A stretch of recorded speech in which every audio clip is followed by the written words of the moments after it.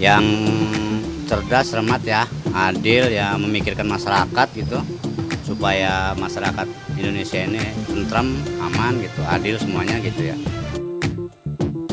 Yang terutama sih tegas, berani ngambil keputusan, terus nggak banyak omong juga sih, itu aja. Yang bisa mengontrol baik di dalam negeri maupun di luar negeri, karena selain perkembangan di dalam negeri harus juga membangun hubungan terhadap luar negeri untuk meningkatkan kinerja yang ada di Indonesia itu sendiri. Yang pasti seorang pemimpin Indonesia itu harus mengutamakan rakyat, harus bersifat jujur dan terbuka, serta berani untuk mengabdikan diri kepada rakyat.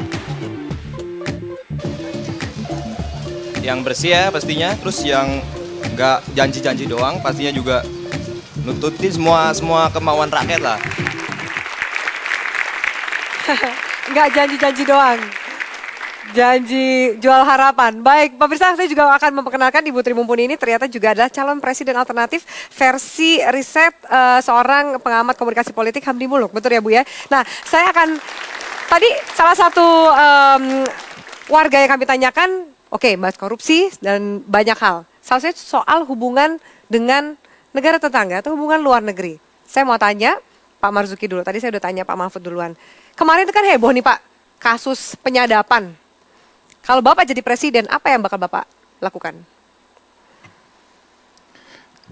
Kita sebagai bangsa yang berdaulat ya, itulah cita-cita para pendiri bangsa ini. Kita harus bangga dengan Indonesia, dan kita tidak perlu takut dengan siapapun. Kalau ada orang yang mempermalukan kita, melakukan tindakan-tindakan yang tidak etis, yang tidak pantas, tidak patut, harusnya kita punya sikap yang jelas. Sikap yang jelas kayak apa Pak? Kita bisa menarik duta besar kita. Sudah dilakukan? Dan kita bisa memberikan ultimatum, kalau tidak minta maaf dan tidak berjanji untuk tidak melakukannya lagi. Kalau tidak ada janji demikian, maka bila perlu kita tidak pernah berhubungan lagi. Gitu, memutus hubungan diplomatik? Ya, tidak ada masalah. Kita bisa berdiri sendiri kok. 240 juta lebih rakyat Indonesia. Ini pasar yang besar, bukan beban yang besar. Rakyat ini merupakan potensi, bukan beban. Kalau kita mampu manfaatkan rakyat ini, betul-betul membangun negeri ini. Saya kira harusnya kita mampu. Oke, Ibu Tri Mumpuni, Anda disebut juga sebagai calon presiden alternatif. Menurut Anda, sikap seperti apa yang harus dilakukan seorang pemimpin bangsa Indonesia ketika terjadi kasus yang kemarin, penyadapan? Saya melihat bahwa bangsa kita ini harus kembali menjadi bangsa yang berkarakter dan berdaulat. Artinya apa? Ya sudah, pertama hubungan diplomatik harus diputuskan. Dan kita harus yakin bahwa segala potensi resources yang dimiliki oleh Republik Indonesia ini mampu untuk menjadikan bangsa Indonesia itu bangsa yang berdaulat. Asal kita punya pemimpin, satunya kata dan laku. Kenapa Indonesia porak-poranda? Karena apa yang diomongkan dengan pemimpin tidak sama dengan apa yang dilakukan. Yang kedua, pemimpin harus berani. Ini saya yakin dan Pak Mahfud mampu ya. Dia hanya boleh kenyang kalau rakyatnya sudah makan. Apakah kita punya contoh seperti itu? Tidak ada Pak ya. Dan pemimpin Mbak, selangkah masuk ke surga, itu janji yang di atas. Artinya kalau dia adil, sejauh mana kita bisa mendapatkan itu. Dan yang terakhir, menjadi keteladanan, memberikan keteladanan buat rakyatnya, yaitu hidup sederhana. Kalau rakyatnya pun belum mampu bersepatu ke sekolah, sangat memalukan pemimpin memakai sepatu Belly atau bermerek yang lainnya. Itu penting.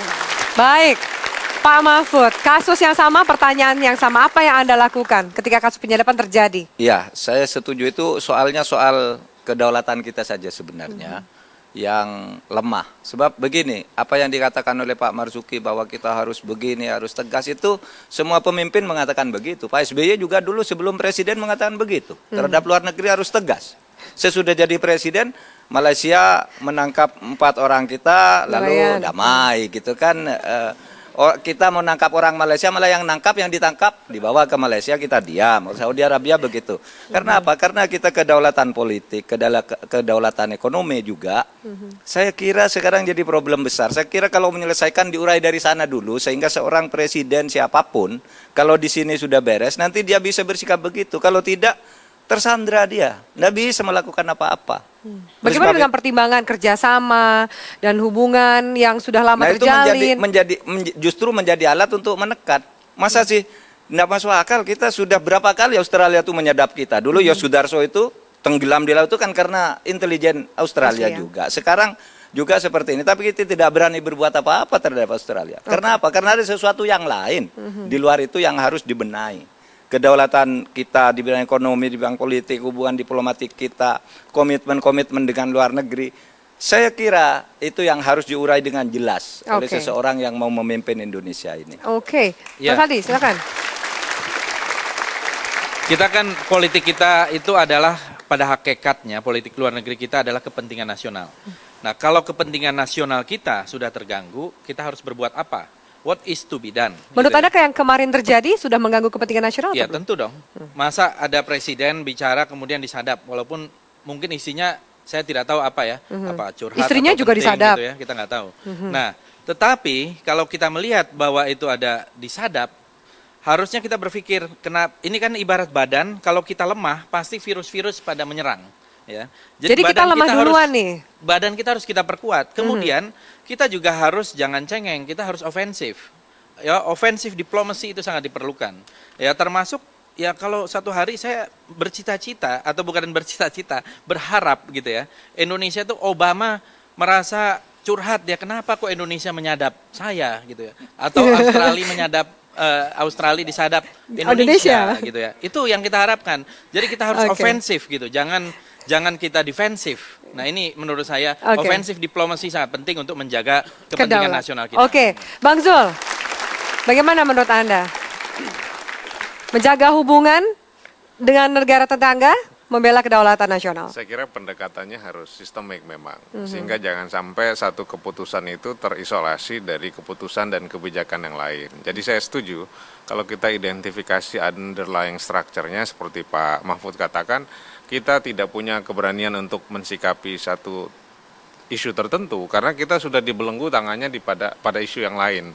Jadi menurut saya kedaulatan politik, kedaulatan pangan, kedaulatan energi dan kedaulatan dignity kita sebagai bangsa itu harus diselesaikan. Mungkin itu karena juga karakter pemimpin yang lebih menyukai soft diplomacy daripada hard diplomacy. Enggak lah, itu kan basa-basinya saja. Biasanya yang paling kental itu karena tangan kita selama ini di bawah. Nah oleh karena itu menurut saya kalau kita tidak daulat di bidang pertahanan misalnya, di bidang ekonomi, maka susah kita untuk bebas mengomentari apa yang dilakukan negara lain pada kita. Jadi menurut kita memang pemerintah kita sekarang agak lemah dalam melakukan diplomasi internasional. Dan juga pada dignity-nya sendiri yang gagal kita lindungi sepenuh hati. Harga diri bangsa. Baik, Boni? Ya sebetulnya penyadapan oleh Australia ini ada konteksnya.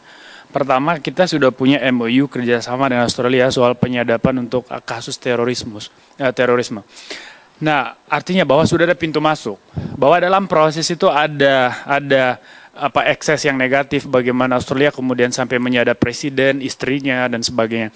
Saya kira ada motivasi yang baik. Coba perhatikan pernyataan diplomat Australia. Mereka ingin mendorong penegakan hukum, terutama korupsi di Indonesia mau diberantas.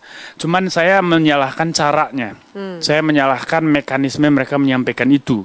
Kita semua terima kasih bahwa ada data soal bagaimana fakta di balik layar soal Senturi. Apa yang dilakukan oleh kepala negara, ibu negara, dan sebagainya di balik layar. Itu semua bisa dibongkar. Nah itu penting. Nah kalau misalnya Australia punya niat baik mendukung penegakan hukum, mestinya diserahkan ke KPK secara diam-diam, itu luar biasa baik. Tapi ketika itu dinyatakan secara terbuka, itu penghinaan terhadap negara. Jadi saya setuju penyadapan itu dalam pengertian penegakan hukum. Untuk KPK, saya menolak caranya yang terlalu terbuka dan itu menghina Indonesia. Dan lebih mengecewakan lagi, Presiden tidak bereaksi dengan tepat. Baik, Mbak Henry, jadi kita banyak juga pertimbangan yang diberikan kepada masyarakat. Ada perjanjian atau kerjasama ekonomi yang luar biasa. Banyak mahasiswa kita yang juga berkuliah di sana, itu juga mereka kan harus diperhitungkan lebih jauh. Bagaimana menurut Anda ketika seorang pemimpin, kedaulatan nasional kita mungkin terganggu, harus bersikap apa supaya juga kedaulatan ekonomi tidak terpengaruh? Kalau pemimpinnya aja takut, bagaimana rakyatnya nggak ikut takut? Ya, jadi kalau mau membuat satu keputusan, apakah kita akan melakukan kerjasama atau tidak, membuat pernyataan tadi akan memutus hubungan atau tidak, semestinya sudah ada perencanaan di belakangnya. Ya, begitu mengatakan bahwa kita akan melakukan perhitungan atau melakukan tindakan terhadap penyadapan, maka dari sisi ekonomi semestinya ini kan sudah ada perencanaan. Tetapi ini baru ditakut-takuti dengan nanti kita nggak bisa dapat gandum, padahal di dunia ini sumber gandum banyak. Nanti kita tidak bisa dapat sapi. Di dunia ini banyak sekali yang perlu dirubah kan kebijakan kita. Gitu. Nah jadi rasa itu untuk membuat ketenangan bahwa kita mampu itu tidak ditularkan. Jadi semestinya kan yang penting adalah pernyataan itu. Tapi ini justru untuk menciptakan ketakutan bahwa kita kalau tidak punya hubungan yang baik kita akhirnya kalau dari dampak bagi ekonomi, secara positif benefitnya nggak ada, ketegasan tadi, tetapi ruginya sudah banyak. Ruginya sudah bisa terlihat seperti betul, itu. Karena tahu bahwa kita ternyata lemah di situ. Oke, baik. Sekarang kita beralih ke topik lainnya. Ini adalah sejumlah nama presiden idaman lain versi Laboratorium Psikologi Politik Universitas Indonesia. Ada nama Ibu Tri Mumpuni di sini ya. Oke, baik. Bagaimana kemudian, ini sejumlah nama, ada Ibu Tri Risma hari ini, ada Ahok, ada Anies Baswedan, ada Khairul Tanjung, Abraham Samad juga masuk seperti ini. Bagaimana para narasumber yang ada di sini melihat, ini kan mau dibilang juga bisa menjadi koalisi sebagai cawapres atau bahkan kompetitor jika maju sebagai bakal calon presiden. Kami akan lanjutkan saat lagi.